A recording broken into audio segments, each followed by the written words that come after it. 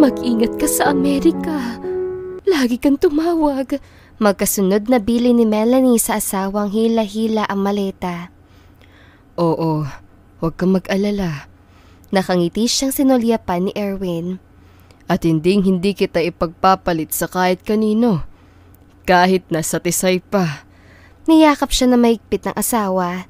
Napangiti naman siya kahit na naiiyak na. Pangako yan ha? Kunwaring sagot niya. Hindi mo ko ipagpapalit sa kahit na sino. Marahan siyang hinarap nito.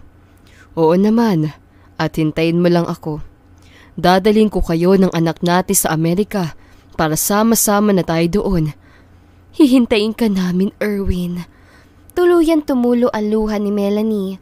Nininga niya ang dalagitang anak na nasa sulok at malungkot. Anak, halika na rito. Matamlay na lumapit si Nina sa ama. Papa, dalhin niyo po agad kami ni Mama sa Amerika. Hindi po kami sanay na malayo kayo at magkakahiwalay-hiwalay tayo. Hiling nito, niyakap ni Erwin ang nag-iisang anak. Iyon ang gagawin ko, anak. Nakangiting sagot nito. Gagalingan ko sa trabaho para makuha ko kayo agad ng mama mo. Hinarap nito ang dalagita. Galingan mo rin sa pag-aaral at alagaan mo ang mama mo. Oo, Papa. Nagyapos ang mag-ama. Iginiya pa si Melanie ng asawa na lumapit para yumakap. Pero hindi pa man siya nakakalapit ay may pumasok sa kanilang bahay. Ano ba yan, Erwin? Mauhuli ka na sa flight mo. Dagdag ng tiyahin ng asawa na si Lourdes na kinalikihan nitong ina. Magkahalong inis at inip ang anyo nito. Nagbaling ito sa kanya. Kumakaiyak ka naman, Melanie. Parang hindi na babalik ang asawa mo. Marahan naman niyang pinunasan ang luha. Hayaan niyo nang umalis itong si Erwin. Kaysa naman pinagkakasya niyo ang sahod niya bilang ordinaryong empleyado rito. Salmo nito sa kanila. Sa Amerika, $2 ang sahod, Mama. Awat ni Erwin, tumalikod ito habang hindi nawawala ang irita. Siya, halika na. At baka maiwan ka pa ng eroplano. Humarap si Erwin sa kanila. Sige na, anak. Melanie, mauna na ako. Ingatan mo sarili mo. Sagot naman niya. Hinalikan siya nito sa lapi. Habang sa noo naman ng anak, sabay nilang pinanood itong mag-ina palabas ng bahay. May luhang hinawakan si Melanie sa kamay si Nina. Magkakasama rin tayo ng papa mo, anak. Ngayon pa lang namimiss ko na si Papa, Mama. Umiiyak siyang niyakap nito. Nagharap sila mag-ina sa sala nang marinig ang malakas sa katok sa pinto. Nagtatakon na patingin kay Melanie ang anak. Ako na, Nina. Ituloy mo ng pag-aaral mo. Nagtungo siya sa pinto at ang bumukas yun ay bumungad ang nakapamewang na tiyahin ng asawa. Ma, kailangan pa ba talaga kitang puntahan para lang bigyan mo ko ng padala ng anak ko? Hindi naman siya agad nakakibo. Aba, Melanie, 1 buwan at kalahati nang nasa Amerika si Erwin na hindi pa ako nakatikim ng sahod niya. Mama, bukas pa sana ako pupunta sa inyo pero wala po akong maibibigay kasi ibinayad ko na sa pera na nahiram ni Erwin noong paalis siya. Ano gusto mong sabihin ngayon, Aber? Napayuko siya sa lakas ng boses ng biyanan at alam niya kung bakit ganito siya pakitunguhan nito dahil noon pa man alam niyang hindi siya gusto nito para sa anak-anakan. Sa ilang taon nilang pagsasama ni Erwin bilang mag-asawa ay hindi sila naging malapit ng tiyahin nito kahit na ano pang subok niya.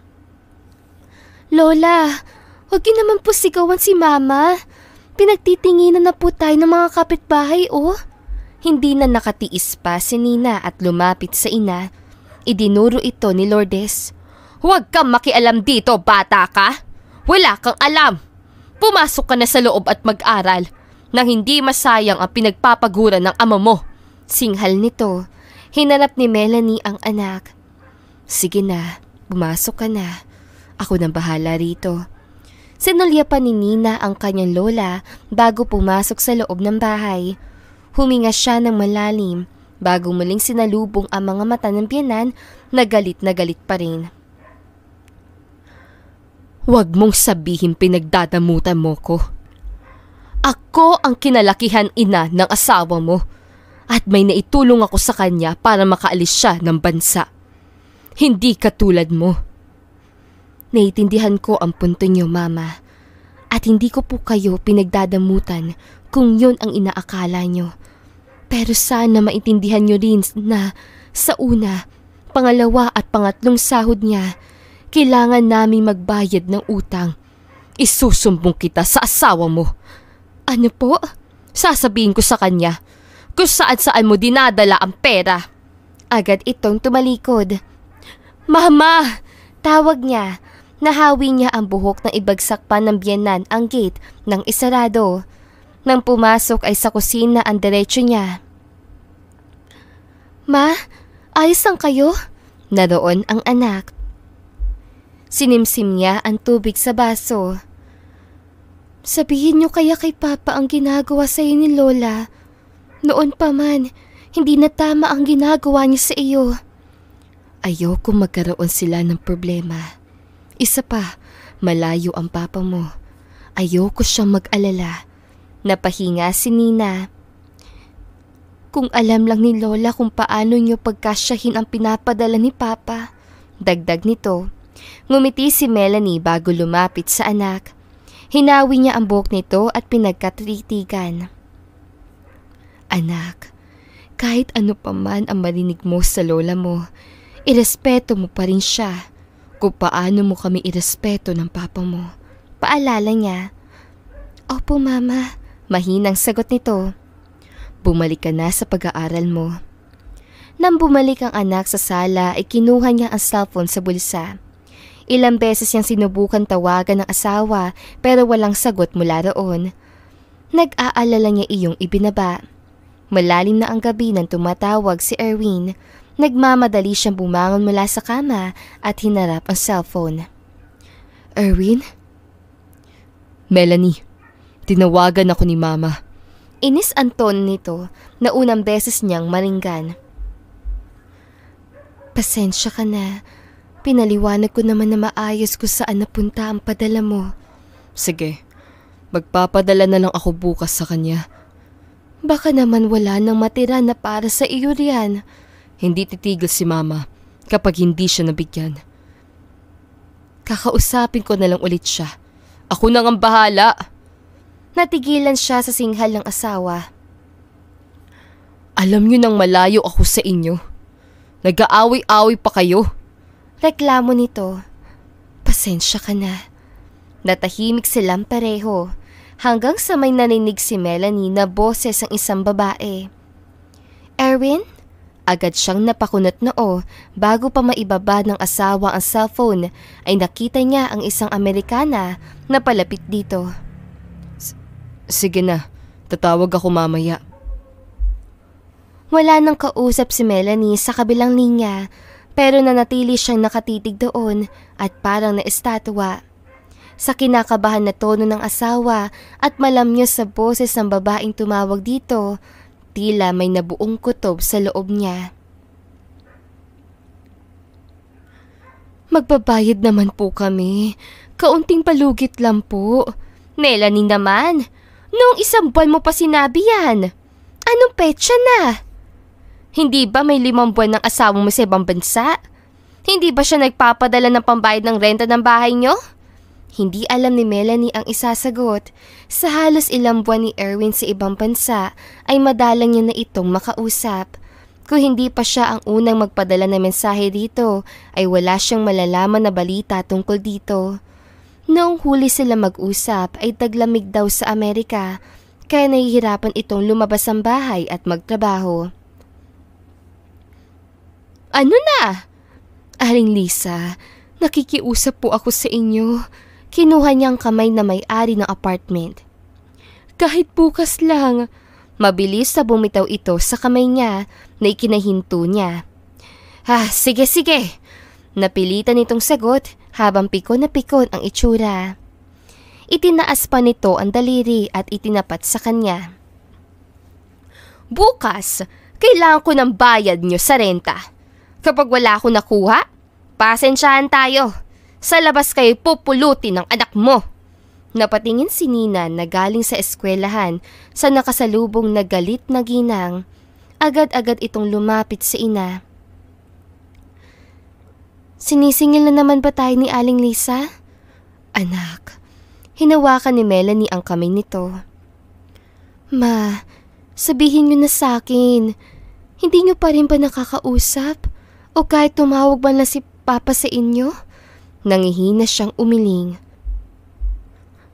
Wala pang ang taon siyang nandoon. Nakalimutan niya na agad tayo.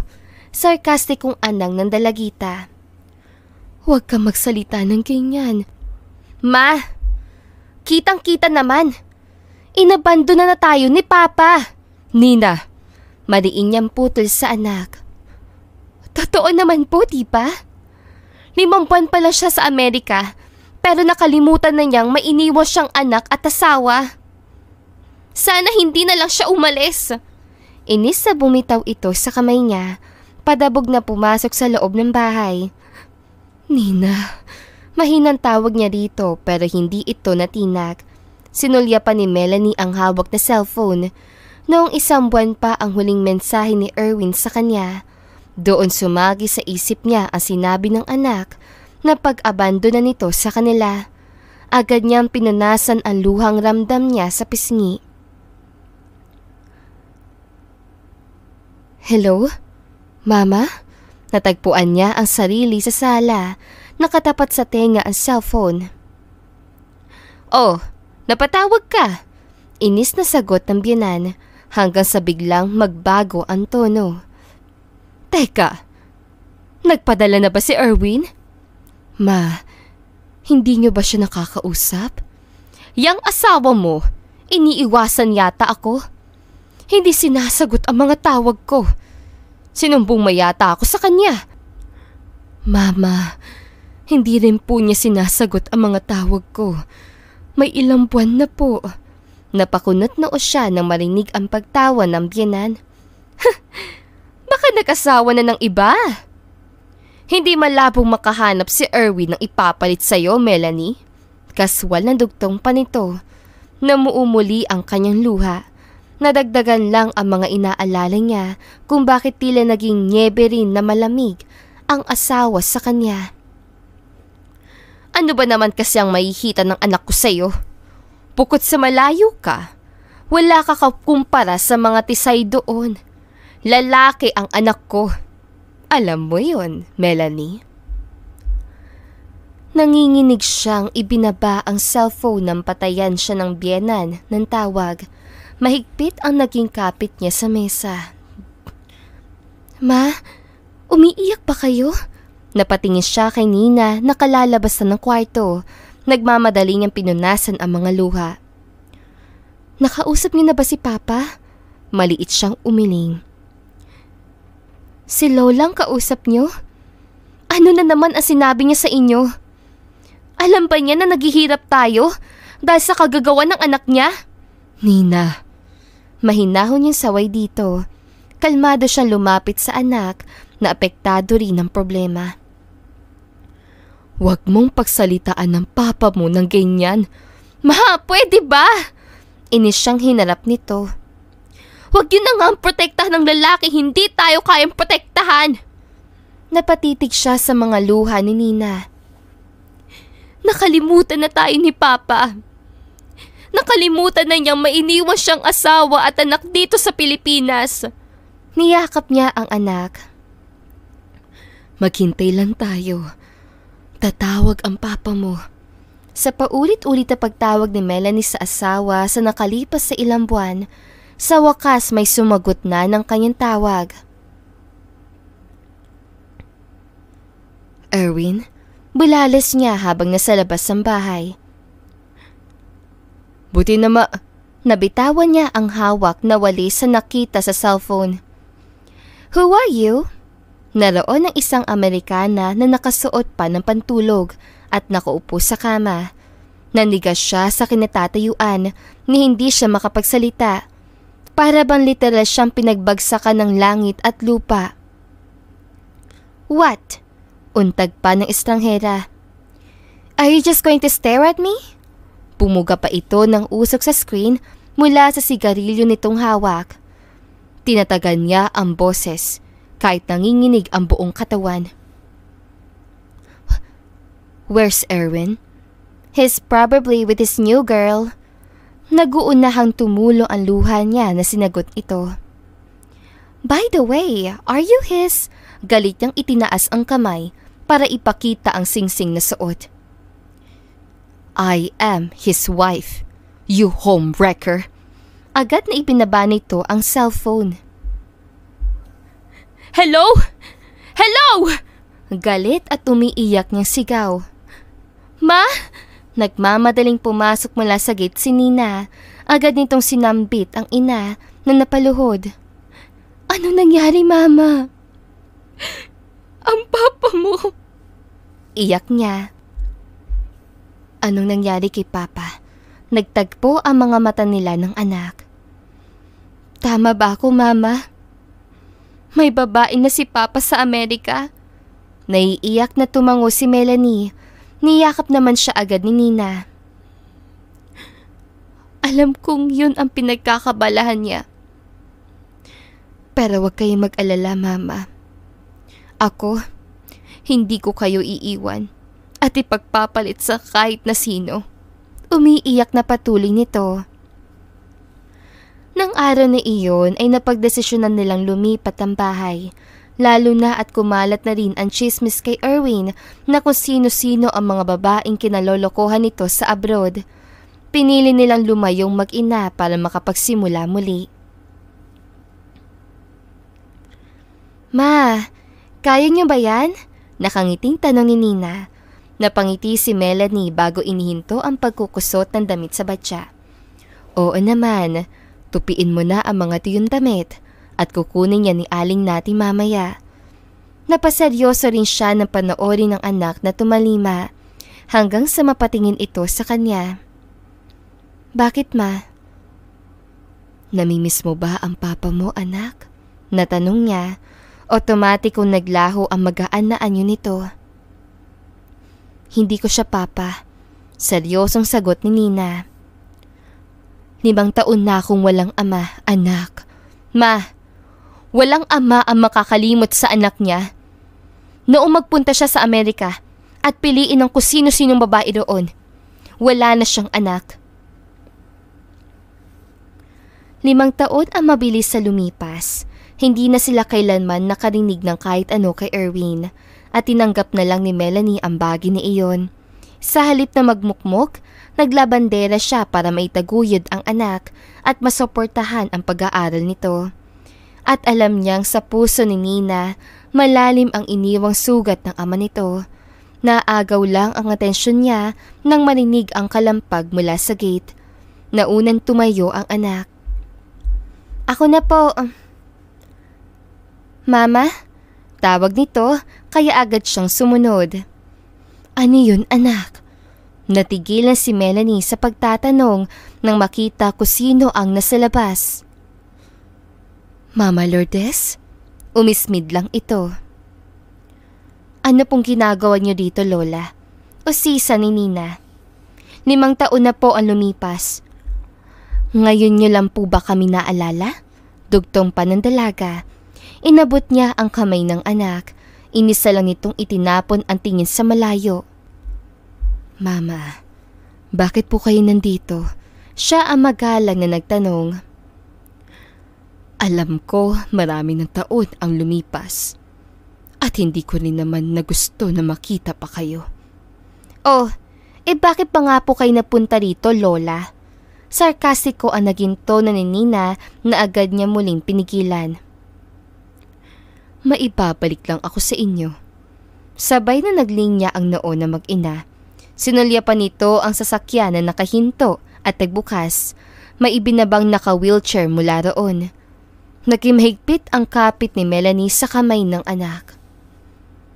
"Erwin?" Sambit niya habang nangingilit ang mga luha.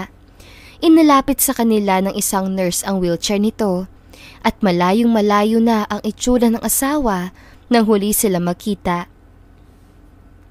Nagtatanong ang mga mata niyang sinalubong ang mga mata ng biyenan. Na-stroke si Erwin pagkatapos atakihin sa puso habang nagtatrabaho sa isang restaurant. Wala ni isa sa naging babae niya ang gustong mag-alaga sa kanya, kaya inuwi siya rito. Bakit niyo po siya dinala rito? Galit man ay tumulo rin ang luha ni Nina. Matanda na ako. Hindi ko ni siya kayang alagaan. Kaswal na sagot ni Lourdes. Natahimik ang umiiyak na dalaga. Nagbaling ang biyenan sa kanya. Ikaw pa rin ang asawa niya, Melanie. At responsibilidad mo siya. Napatitig siya sa asawang tila lantang gulay. Naninig niya ang ungol nito para bang gustong magsalita, pero dahil sa naparalisadong katawan, makikita ang hirap nito. Mama, pumasok na tayo sa loob. Hinawakan siya ni Nina para hindi siya kumilos. Mama, nagkatingin na sila mag-ina. Matagal niya na tayong kinalimutan. Siya pa rin ang papa mo, anak. Natigilan naman ito. Asawa ko pa rin siya. Ma, naghihinakit na sambit ni Nina. Nilingan ni Lourdes ang nurse. Iwan na natin siya rito. Nang humakbang ang ginang ay nagawa pa ni Erwin na hawakan ang dulo ng bestida nito.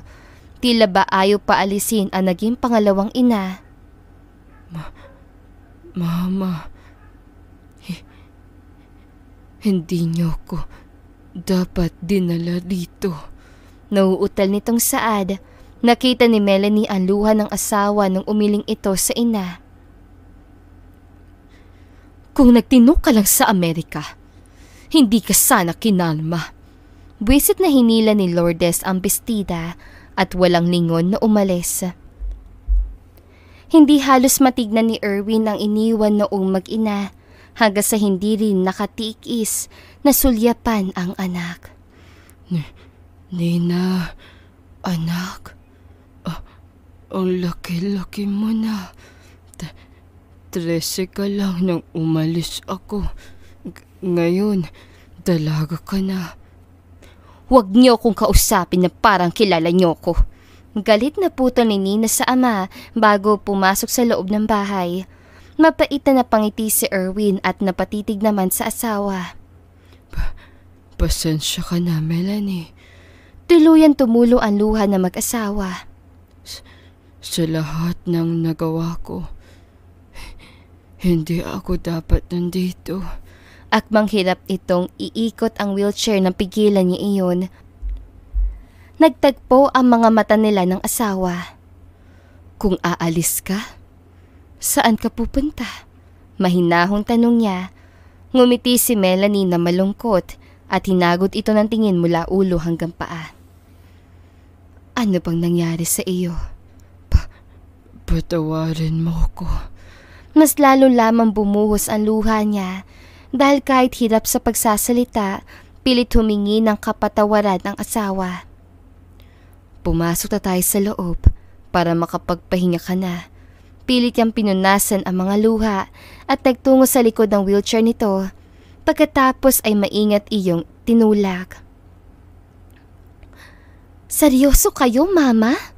Bulala si Nina habang magkaharap sila sa kusina na mag-ina. Aalagaan mo ang lalaking yun? Papa mo siya. Awat niya agad. Inis itong umirap. Pag-isipan niyo naman ang desisyon niyo, Mama. Bakit niyo aalagaan ng lalaking iniwan, niloko, at ipinagpalit kayo sa ibang babae? Pinagkatitigan ni Melanie ang anak. Nakikita mo ba ang papa mo? Napahinto si Nina. Tingin mo, may matatakbuhan pa siyang iba? Kasalanan niya yan. Anak, siya pa rin ang ama mo. Hindi ko kaya maging ulirang asawa. Katulad niyo, Mama. Hindi ko kayang umako na ayos lang ang lahat dahil lang sa kalagayan niya. Dahil kung wala siyang iniinda ngayon, tingin niyo ba magpapakita pa siya sa atin? Nahawakan niya ang noo at napapikit ng basta iwan ng anak sa mesa, pero agad ding napamulat nang marinig na may bumagsak sa kwarto. Erwin? Naabutan niya ang asawa na may alangang anyo. Bumaba ang mga mata niya sa picture frame nila mag-ina na nabasag. Gusto ko lang sanang tignan. Paliwanag nito. Pinulot yun ni Melanie at inabot matapos alisan ng basag na salamin. Tinanggap yun ng asawa at pinagmasdan ng anak sa litrato. Galit na galit sa akin si Nina. Malungkot na napangiti si Melanie nang marinig ang naiiyak na boses ni Erwin. Hinaplos-haplos pa nito ang mukha ng anak sa larawan. Hindi ko naman siya masisisi. Bigyan mo lang siya ng panahon. Siguradong mapapatawad ka rin niya. Napatingala ito sa kanya. Bakit ikaw, Melanie? Ang bilis mo kong napatawad. Magsisinungaling ako kapag sinabi ko napatawad na kita. Dahil ang totoo, hindi pa kita kayang patawarin ng lubusan. Pag-amin niya. Kung ganoon, bakit mo ko tinanggap? Tanong nito. Dahil asawa kita. Nangako ako sa Diyos na alagaan kita sa hirap at ginhawa. Kung noon pinabayaan mo kami ng anak mo, ang Diyos hindi. Tumulo ang luha ng asawa. Kinuha niya ang kamay nito at hinawakan. Hindi kita pababayaan, Erwin. Aalagaan kita hanggang sa gumaling ka. Maraming salamat, Melanie. Mas lalo itong naiyak na makita ang mga sugat sa mga kamay niya buhat sa paglalaba. Abala si Melanie sa pag-aasikaso ng asawa sa pagkain na mag-umaga. Ma, natigilan si Nina nang makita sila. Anak. Pasok na po ako. Mataba nitong wika at hindi na hinayaang makatapos ang ama sa pagsasalita. Hindi ka na ba mag-aalmusal? Tanong ni Melanie. Hindi na po. Tuloy-tuloy nang lumabas ang dalaga. Hinarap niya ang asawa. Pagpasensya mo na ang anak mo. Saad niya nang maingat na pinunasan ang gilid ng labi nito. Nasa college na ba ang anak natin? Tanong ni Erwin. Oo, pinagsikapan ko talaga. Napahinto si Melanie na makitang napakurap ang asawa. Scholar din si Nina. Matalino siyang bata. Doon ito napangiti. Mana siya sa iyo. Siya naman ang maliit na napangiti. Sa pagkatok ni Aling Nati, sa nakabukas sa pinto ay natigilan ito nang makita si Melanie kaharap ang isang lalaki. Aling Nati, napatingin naman si Melanie sa direksyon ng matandang kapitbahay bago sa asawang nasa wheelchair. Dinala ko lang yung ipapalaba ko at tsaka ng mga kapitbahay, pinasabay na rin nila. Pasok kayo. Nahihiya itong pumasok habang may bitbit na tray. Si Erwin nga po pala. Pakilala niya. Ngumiti naman ang kapitbahay. Kamusta, Erwin? Tumangulang ang kanyang asawa. Sige, Melanie, mauna na ako. Habang naglalabas sa labas ay natigilan si Melanie nang may marinig sa loob ng bahay. Agad siyang tumayo. Erwin, mabilis niya itong dinalubong nang makita itong nasa sahig. Ayos ka lang? Natigilan si Nina sa paglalakad. Napatingin siya sa tambak pang labahin sa labas ng bahay. Nang ipagpatuloy ang pagpasok ay naabutan niya ang inang hirap na hirap itayo ang ama. Nasulyapan din ng dalaga ang basa sa sahig. Pasensya na. Hindi na ako umabot sa banyo. Nahihiyang paumanhin ni Erwin habang itinatayo ang asawa. Hindi mo kailangang humingi na pasensya. Sagot ni Melanie hanggang sa magpalinga sa pinto. Nina, anak, nandyan ka na pala. Mama, Kulang pa ba ang hirap na dinanas nyo sa nakalipas na 5 taon? At ang tambak na labada para manguha pa kayo ng isa pang pasanin? Seryosong tanong nito bago sinulyapan ang ama. Anak, dire-diretso naglakad papasok sa kwarto si Nina. Pilit nang umiti si Melanie nang magbaling sa asawa. Baka pagod lang siya sa school, kaya niya nasabi iyon. Anya, seryosong nakatingin lang sa kanya si Erwin. Nang maiupo niya sa wheelchair ang asawa ay ipinasok niya ito sa kwarto. Nagmamadali siyang lumabas para punasan ang sala. Nang makita niya naroon ang anak, hawak ang map. Naiiyak na napangiti si Melanie bago lumapit dito. Ayoko lang nakikitang napapagod kayo. Paliwanag agad nito.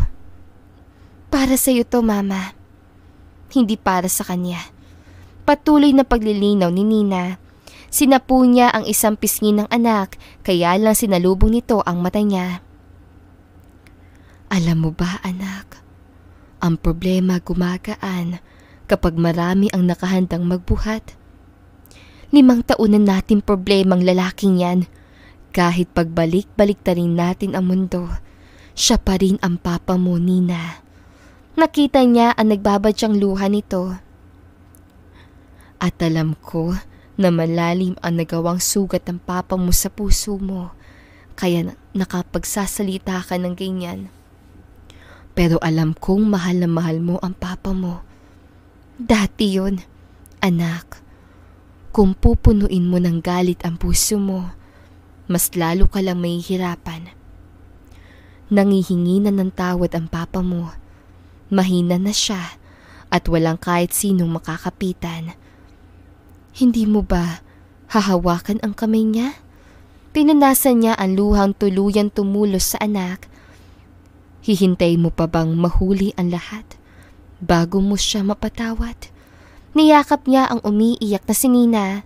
Alam niyang mabuti itong anak at hindi yun mababago ng galit sa puso nito. Madilim na nang ipagpatuloy ni Melanie ang paglalaba. Tulog na si Erwin, ganoon na rin si Nina. Bitbit niya ang isang timbang damit. Nang maibaba iyon ay pagod siyang naupo bago napatingala. Aling Nati? Ngumiti ito at lumapit. Galing ako sa palengke, kaya dumaan na ako para ibigay ito. Tumayo siya at tinanggap ang inabot na matanda na plastik na mga prutas. Para sa asawa mo, maliit siyang napakunat noo. Sinabi sa akin ni Nina ang lahat. Bumagsak ang mga balikat niya at muling bumalik sa pagkakaupo. Ayos ka lang ba? Tinabihan siya nito. Sir Erwin po, malayong malayo na ang sitwasyon niya noong huli kaming magkita. Nakapagtataka lang na umabot ang lahat sa ganito. Mas gugustuhin kong isipin na nasa ibang babae siya kaysa ang pinahihirapan siya ng kalagayan niya. Napakabuti mong asawa. Puri nito. Hindi lahat gagawin ang ginagawa mo ngayon. Sa totoo lang, hindi naman po ako perpektong asawa. Sadyang hindi ko lang kaya na makitang walang tumanggap kay Erwin kahit na malaki ang kasalanan niya sa akin. Hindi ko kayang dagdagan pa ang paghihirap niya. Nauunawaan kita, Melanie. Hindi mababago ng galit mo sa kanya ang buti ng puso mo. Siguradong nakikita ng Diyos kung paano mo tinupad ang pangako mo bilang isang mabuti at tapat na asawa sa kanya. Nakangiting hinawakan na matanda ang balikat niya. Siya naman ay nagpunas ng mga luha. Ma, ayos lang kayo? Tanong ni Nina nang lumabas ang kwarto kinaumagahan. Problemadong hawak ni Melanie ang lalagyan ng gamot ni Erwin. Wala nang gamot ang papa mo. Sinulyapan ng anak ang amang nasa sala at nakatanaw sa kanila. Gagawa ko ng paraan. Wala ka naman pasok ngayon, di ba? Ikaw na muna ang magbantay sa papa mo. Mauna na ako. Hinablot niya ang bag. Aalisan muna ako, Erwin. Si Nina na ang bahala sa iyo. Paalam niya sa asawa bago lumabas sa bahay. Marahang napatingin ang dalaga sa ama. Fe, baka naman may extra ka. Kung maipapalaba ka pa, kukunin ko na. Pero makikiusap sana ako sa iyo na i-advance mo ang bayad. Alagang sabi ni Melanie habang kaharap ang kapitbahay. Nalaban mo na ang mga damit namin. Pero maipapabili ako sa bayan. Sige, ako na ang bibili. Agad niyang voluntaryo. Melanie, totoo ba ang kumakalat at chismis? Naglaho ang ngiti niya at sinalubong ang tingin ni Faye. Tinanggap mo raw ang asawa mong baldado na at ng babae sa ibang bansa? Napakurap siya sa narinig. Kaya ba kailangan mo ng pera ngayon? Dati naman sapat na ang perang nakukuha mo sa labada sa inyong mag-ina. Bakit mo pa kasi tinanggap? Akin na ang ipabibili mo, Faye, para makaalis na ako. Seryoso niyang putol dito. Hindi magkakandadala sa plastic na mga magulay si Melanie habang naghihintay na masasakyan hanggang sa makita niya ang biyenan na may ilang dala-dalang pinamili. Mama, sinalubong niya ito. Oh, bakit naglalamyerda ka? Yung pasyente mo, dugtong nito. Namili po ako ng gamot. Kaso po, kulang pa rin ang nabili ko. Ngayon, natigilan siya dahil kung paano ito magsalita ay tila hindi apektado. Bumaba ang atensyon niya sa dala-dala nito. Wala naman kayong patago sa akin. At asawa mo yan. Kaya cargo mo siya. Nang may humintong taxi ay agad na sumakay ang biyenan. Nasundan na lang niya ito ng tingin. Sinulya pa ni Nina ang ama na hirap na pinapagulong ang sariling wheelchair. Seryosong tumayo ang dalaga at tinulungan itong itulak yon. Tiningala ito ni Erwin. Salamat, anak. Saan po ba kayo pupunta? Kukuha lang ako ng tubig. Inihinto ni Nina ang wheelchair para kumuha ng baso. Muli itong lumapit sa ama bago itinapat iyon sa bibig nito. Salamat. Hinawakan ni Erwin ang kamay ng asawa. Akma itong tatalikod ng hawakan na mahigpit ang ama. Naiiyak na humarap si Nina. Patawarin mo ko, anak. Hindi kita naaalagaan. Ako pa ang naging pabigat sa inyo ng mama mo ngayon. Kaya kailangan nyo magpagaling para makabawi kayo. At para ako naman ang maalagaan nyo. Garalgal na sagot ng dalaga. Naiiyak itong tiningala ni Erwin. Papa. Bumuhos ang mga luha niya at niyakap ang anak. May ngiti naman si Nina na tanggapin iyon. Gabi na makauwi si Melanie. Ma, ako na dyan. Kinuha agad ni Nina ang mga dala-dala. Ang papa mo, nasa kwarto na po. Sige, magpapalit lang ako ng damit at paglalaban na ako. Halos umaga na nang matapos siya sa paglalaba. Katulong niya ang anak na nagsasampay. Nina, gisingin mo na ang papa mo. Opo. Wala pang 1 minuto ay narinig na ni Melanie ang sigaw nito. Nagmamadali siyang pumasok sa loob. Ma! Si Papa! Umiiyak na hawak nito ang kamay ng ama. Erwin, gising niya rito. Nang hindi magmulat ay hinawakan niya ang malamig nitong palapulsuhan. May luha niyang nilinga ang anak. Wala na ang papa mo. Agad siyang niyakap ni Nina habang umiiyak na tinatawag ang ama. Natagpuan ni Melanie ang sarili sa harap ng puntod ng kalilibing lang na asawa. Inatake muli sa puso si Erwin habang natutulog. Iyon ang resulta na eksamin ng doktor dito. Nasa maayos na ang papa mo. Hinawakan niya sa kamay si Nina. Siguradong hinintay lang ng asawa na mapatawad ng anak bago ito tuluyan nagpaalam. Uuwi na ako. Naroon ang biyenan niya na kuntodo, sunglasses at may hawak pa na abaniko. Hindi pa siya nakakasagot ay may lumapit na sa kanila. Kayo po ba ang naiwang pamilya ni Mr. Erwin Vicencio? Isang lalaki ang naroon, formal ang damit at may kip-kip na kung anong folder. Akbang hahakbang si Lourdes paalis na magsalita muli ang lalaki. Ako po si Guillermo Sanchez ng Guardian Insurance Company. Natigilan ang ginang sa narinig. May inabot ito kay Melanie na isang folder. Pwede po ba kayo makausap para sa 2 milyong insurance na iniwan ng asawa nyo? Napatingin sila sa nagmamadaling biyenan na lumapit. Ako ang nanay ni Erwin. Halika, dito tayo mag-usap. Sabik nitong hinila sa sasakyan ang lalaki. Kasalukuyan silang magkakaharap sa sala. Nang buksan ng agent ang folder, ay otomatikong sumilip si Lourdes doon. Sino ang beneficiary?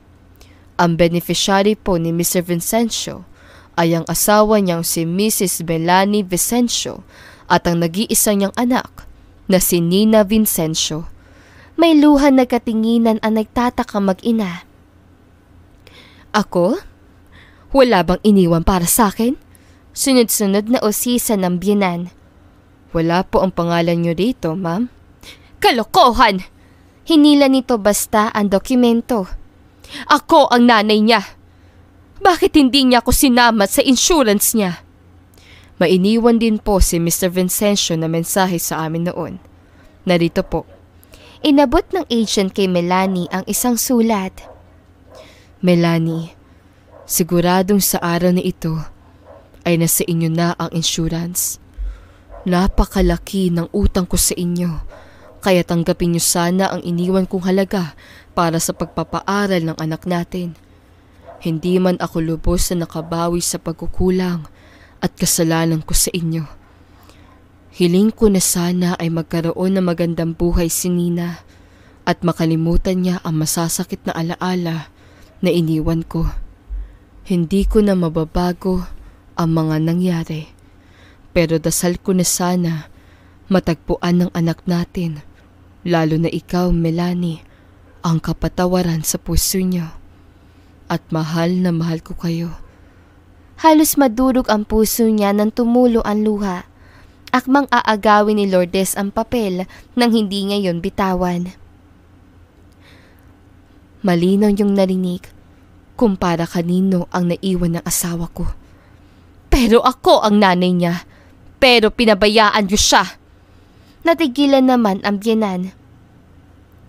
Kailanman hindi niyo siya itinuring na anak. At hindi ko gagawin niyo sa anak namin. Kaya ang insurance na ito ay para sa kanya. Hindi ko hahayaang makuha niyo sa anak ko ang iniwan ng ama niya para sa kanya. Matatag niya sabi. Napatingin si Lourdes sa apo at sa agent. Napahiya itong umalis. Nagyakap naman sila mag-ina.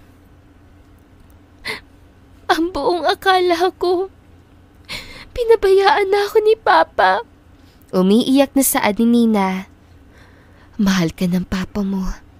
Higit pa sa halaga ng insurance sa iniwan niya ang pagmamahal na mayroon siya para sa iyo, anak. Papa, graduate na ako. Hindi na maglalabada si Mama dahil lahanap agad ako ng trabaho. Bumaba si Nina at nilagay ang diploma at bulaklak sa ibabaw ng lapida ng ama makalipas ang ilang taon. At hindi ko magagawa yun kundi dahil sa inyo. Nangihinayang ako sa mga oras na galit ang pinairal ko. Sana nasabi ko mahal na mahal ko kayo.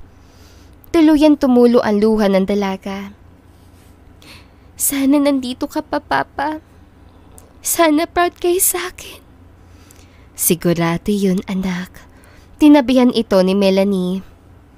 Proud na proud ang papa mo sa'yo. Pangarap namin ang makapagtapos ka. At nagawa mo. Sandaling hinawakan niya ang mukha ng anak bago bumaling sa lapida.